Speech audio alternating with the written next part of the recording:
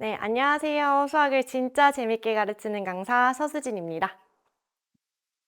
일단 많은 학생들이 수학을 재미없어하고 어려워하는데요. 그 이유 중 하나는 뭐냐면 수학이 딱 어렵다고 느끼는 건 단순 계산에서 어려운 건 아니에요. 지금 친구들 같은 경우에는. 네, 어려운 이유가 이거죠. 내가 알고 있는 개념이 있는데 거기에 또 다른 개념이 더해져요. 그럼 문제를 풀 때 필요한 개념은 두 가지가 되는 거죠. 근데 심화 내용 같은 경우에는 거기서 두 가지에서 끝나는 게 아니라 조금 더 많은 개념들이 필요로 하거든요. 근데 그런 개념들이 한꺼번에 생각이 안 나다 보니까 처음에 문제를 어떻게 풀어야 되는지를 모르는 학생들이 되게 많아요. 그렇게 되다 보면 문제가 어려워진다라고 느낄 수 있어요. 자, 그렇기 때문에 수학이 재밌어지고 싶으면 딱 두 가지를 만족시키면 됩니다. 첫 번째는 성취감이고요. 두 번째는 참여도라고 보면 될 것 같아요. 성취감이란 무엇이냐면, 우리가 배웠던 내용이 거기서 그치는 게 아니라, 내가 요 배웠던 내용을 기반으로 문제가 풀린다는 걸, 그 학생들이 직접 몸소 느끼는 순간 성취감이 느낄 수 있겠죠. 또한 참여도 같은 경우에는 많은 강사들이 혼자서 앞에서 문제를 푸는데 그거를 관전만 하고 있으면 사실상 지겨워요. 수학이 그렇게 막 재밌는 과목도 아닌데 강사 혼자서 문제를 푼다고 해서 그걸 지켜보는 입장은 조금 지루할 수 있겠죠. 하지만 내가 같이 문제를 푼다라고 느껴지면 그 시간이 빨리 갈 수 있는 과목 또한 수학이라고 생각을 합니다. 네. 일단 수학이 재밌어지기 위해서는 뭐라고 했었죠? 수학이 어려워지면 안 된다고 했었죠. 근데 어려운 이유는 개념들이 여러 개가 중복되어서 나오기 때문에 어렵다라고 느낄 수 있어요. 그래서 개념이 명확해야 되는 거고, 그러고서 또 중요한 건 이거예요. 중학교 때 배웠던 내용이 고등학교 때까지 연계된다라는 걸 알고 있어야 돼요. 초등학교 때 배웠던 계산이 중학교 때 쓰이죠. 그럼 중학교 때 배웠던 내용 또한 고등학교 때 쓰일 수 있게 되는 거겠죠. 그렇기 때문에 중학교 때 배웠던 내용을 가지고 내가 문제를 풀린다라고 느껴지면 거기에 특히 고등수학에서 또 연계가 돼서 문제가 풀려진다라고 느끼면 학생들이 할 수 있네라는 걸 느낄 수 있게 되겠죠. 저는 그렇기 때문에 중등 과정을 기반으로 해서 고등부에서 넘어올 수 있는 거를 문제를 아이들한테 하나씩 주는 편이에요. 그렇게 되면 아이들이 도전해보고 안 되네? 근데 알려줬어. 이제 되네? 라는 걸 느낄 수 있는 순간 재밌다라고 느껴지는 것 같아요. 네, 실제로 정말로 애들이 너무 지겨우면 제가 앞에서 재롱도 살짝 부려드리는데요. 그래서 제가 애들한테 말했어요. 내가 이렇게까지 해야 돼? 라고 물어봤더니, 그래야지 좋은 강사예요. 라고 말씀을 하더라고요. 네, 제 수업의 방향성은 크게 두 가지라고 생각하시면 될 것 같아요. 첫 번째는 누적 학습이랑 두 번째는 흥미 유발이에요. 흥미가 없게 되면 사실 아이들이 암만 열심히 한다고 해도 이 과목 너무 지겨워 하기 싫다는 게 기본 디폴트거든요. 그렇기 때문에 흥미 유발도 중요시 생각하고 있습니다. 아까 앞서서 말씀드린 것처럼 중학교 내용이 고등학교 때 연계된다라고 이야기 드렸죠. 중학교 때 어떤 게 연계가 되냐면 첫 번째 3학년 때 배웠던 다항식이나 이차함수 같은 경우에는 공통수학 원에서 대부분 조금 근사하게 나와요. 차이점이 있다면 복소수가 들어간다는 거, 그것 말고는 별로 차이가 없고요. 그래서 삼각형이랑 원 같은 경우에는 공수투학 2에서 나오는 도형의 방정식에서 되게 큰 영향을 미치거든요. 사실상 아이들이 도형을 되게 어려워하는 경우가 많아요. 근데 그 이유가 뭐냐면 이게 약해서예요. 중학교 기반의 삼각형이랑 원이 약해서라고 저는 분석을 하고 있어요. 그래서 마지막으로 중학교 3학년 때 아이들이 사실 기말은 공부를 잘 안 하죠. 근데 여기서 중요한 게 있어요. 삼각비예요. 대수에서 지금 키워드로 떠오르고 있는 게 삼각함수거든요. 근데 삼각함수를 알기 위해서는 삼각비에 대한 내용이 명확하게 받아들여져야 되는데 아이들은 그것이 없이 그냥 대수에 있는 삼각함수를 딱 접하게 되면 어렵다. 모르겠다. 이렇게 느껴지는 건데 사실상 이때 정확히 배우고 온 친구들은 삼각비 배웠었잖아. 이런 느낌을 받을 수 있는 거예요. 네. 제 수업은 이런 학생들한테 추천드리는 편이에요. 첫 번째, 선행을 진행을 했지만 매번 새로운 것 같은 학생들. 네. 선행을 한 번 했는데 개념을 한 번 돌렸어. 실력을 해야 될 것 같은데 테스트를 봤는데 다시 또 다른 학원에서 개념을 보래요. 그런 학생들 생각보다 되게 많은데요. 그런 학생들한테 추천해 드립니다. 두 번째는 고등학교 선행과 중등부 선행에 대해서 연계점을 좀 찾고 싶은 학생들한테 추천해 드리는 편이에요.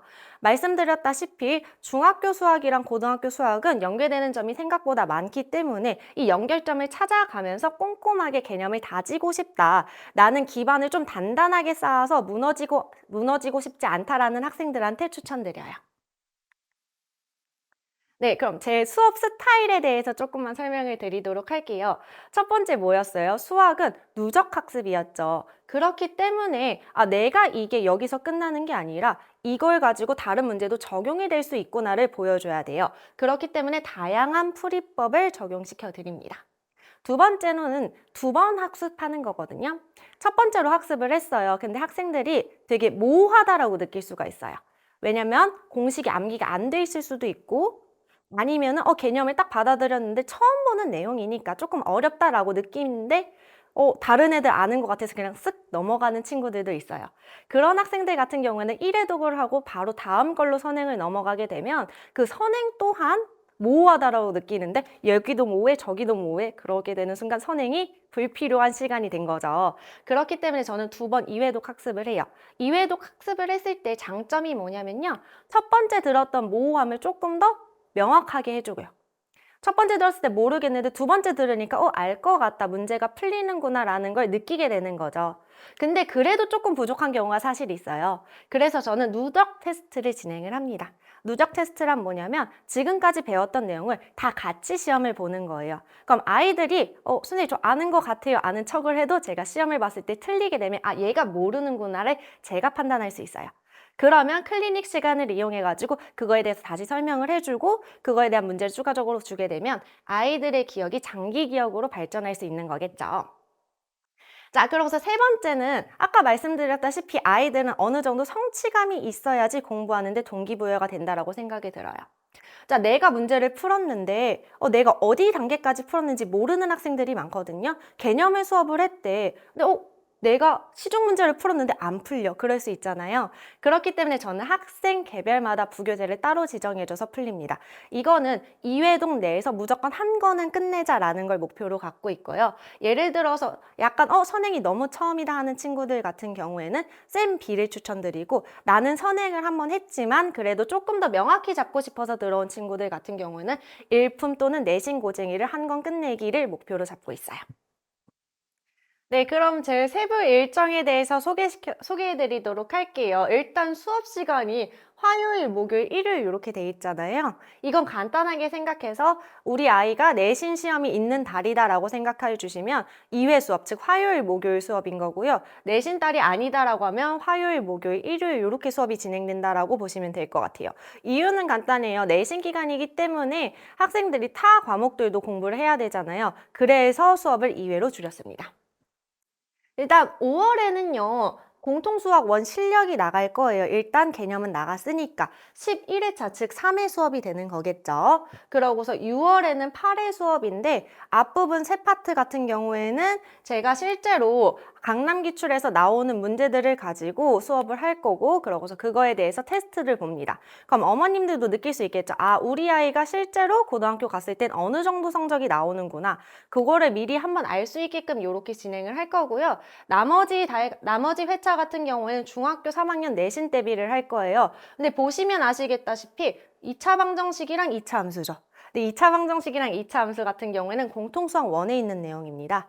따라서 공통수학 1을 확실히 다져줬다면 여기에는 2차 방정식이랑 2차 함수 같은 경우에는 좋게 마무리가 될 수 있는 거겠죠. 그렇기 때문에 중학교 때 내신을 마무리를 잘할 수 있다라는 거. 자, 그래서 7월과 8월 같은 경우에는 3회 수업이 진행이 될 것 같아요. 그래서 공통수학 2를 2회독 진행할 거예요. 근데 7월 달 같은 경우에 사실상 회차가 조금 짧아요. 그렇기 때문에 중요한 파트들 있죠, 어머님. 그러니까 중요한 공통수학 2에서 중요한 파트, 도형의 방정식이라든지 함수 같은 파트, 그런 파트를 일단 7월에 한번 1회독을 진행을 할 거고, 그렇게 되다 보면 한 번 돌렸기 때문에 아이들이 두 번째 돌릴 때는 조금 더 거부감이 덜해져요. 그래서 8월 달 같은 경우에는 전반적인 내용에 대해서 1회독을 다시 진행하도록 할 겁니다. 그래서 9월과 11월에는요, 대수를요, 2회독 진행을 할 거예요. 여기까지 보시면 일단 이 커리 자체가 고등학교 2학년 1학기 커리까지거든요. 그럼 너무 늦지 않은 선행이다라는 걸 말씀드리고 싶고요. 12월과 1월 달을 기준으로 미적분 1이 이렇게 나갈 것 같아요. 여기까지가 제 수업에 대한 설명이었고요. 어머님들 선행이 너무 늦었다고 걱정할 필요 없으시고요. 한 단계 한 단계 차근차근 빈틈을 메꿔나가는 수업이라고 보시면 좋을 것 같아요. 그래서 우리 고등학교 때 1등급을 만들어가는 반이라고 생각해 주시면 좋을 것 같습니다.